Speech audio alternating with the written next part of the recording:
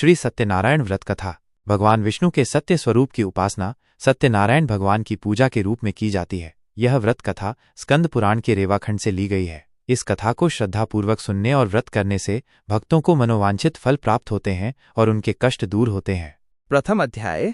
एक समय की बात है, नैमिषारण्य तीर्थ में शौनकादि ऋषि महर्षि सूत जी से पूछते हैं कि हे महाभाग, इस कलयुग में मनुष्य अनेक प्रकार के कष्टों से पीड़ित हैं, उनके दुखों को दूर करने का कोई सरल उपाय बताएं। तब सूत जी ने कहा कि हे ऋषियों, आप सबने बहुत सुंदर प्रश्न किया है। देवर्षि नारद जी ने भी भगवान विष्णु से यही प्रश्न पूछा था। तब भगवान ने उन्हें श्री सत्यनारायण भगवान के व्रत का विधान और कथा बताई थी। यह व्रत पूजा करने से मनुष्य के सभी पाप दूर हो जाते हैं और वह मोक्ष को प्राप्त होता है। द्वितीय अध्याय।